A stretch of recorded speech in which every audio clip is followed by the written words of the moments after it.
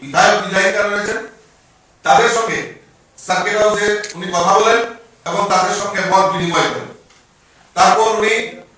চলে যান আমাদের সেই গ্রুপ সেটেলমেন্ট, সেখানে প্রায়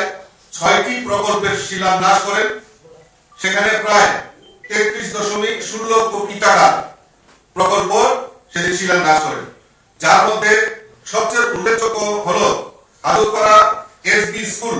সেখানে একটা প্রায় 1.56 করোড় এডুকেশন ডিপার্টমেন্টে সেখানে উনি একটা উদ্বোধন করেন এবং সেখানে হাদুপাড়াতে যাতে ব্লু রিয়াল শরণার্থী যারা রয়েছেন তাদের স্বাস্থ্য যাতে চিকিৎসার জন্য তাদের ছুটে যেতে না হয় দূরে দূরে, তার জন্য সেখানে একটা উনি প্রকল্পের ঘোষণা করেন। মার্কেট শেড এরকম ভাবে উনি প্রায় 6টি প্রকল্প প্রায় 33.16 কোটি টাকার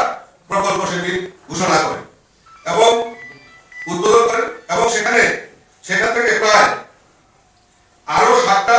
প্রকল্পের শিলান্যাস উনি করেছেন এবং সেখানে প্রায় ব্যয়িত হবে 635.23 কোটি টাকার মতো সেখানে ব্যয় হবে। বিভিন্ন 7টা প্রকল্পের উনি শিলান্যাস করেন। পরবর্তী সময়ে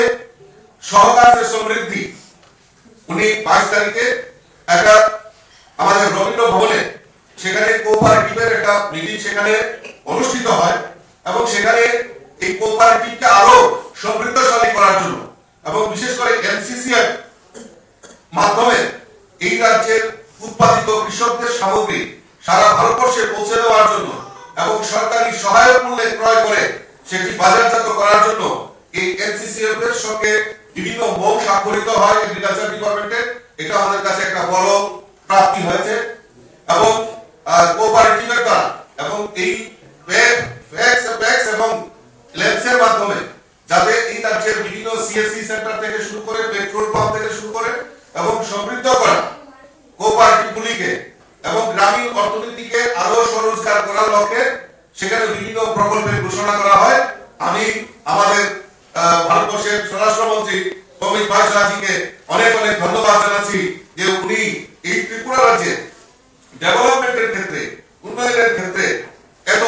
এতগুলি প্রকল্পের ঘোষণা করেছেন এবং এই রাজ্যকে সমৃদ্ধশালী করার লক্ষ্যে উনি বিভিন্ন পরিকল্পনা যে ঘোষণা করেছেন তার জন্য আমি আবারও আপনাদের মাধ্যমে আমাদের স্বরাষ্ট্রমন্ত্রীকে অনেক অনেক ধন্যবাদ এবং শুভেচ্ছা জানাচ্ছি এবং আমাদের বিশেষ করে আমাদের রাজ্যের মাননীয় মুখ্যমন্ত্রী প্রফেসর ডক্টর মানিক সাহাজিকে ধন্যবাদ জানাচ্ছি যে এত বড় সুন্দর এবং নিখুঁত ভাবে অতিথিদের আপ্যায়ন থেকে শুরু করে বিভিন্ন ভাবে যে প্রকল্প এবং যে শিলান্যাস হয়েছে সেগুলি নিখুঁত ভাবে পরিচালনা করার জন্য আমি রাজ্য সরকারকেও অনেক অনেক ধন্যবাদ এবং শুভেচ্ছা জানাচ্ছি। আপনাদের যদি কোনো প্রশ্ন থাকে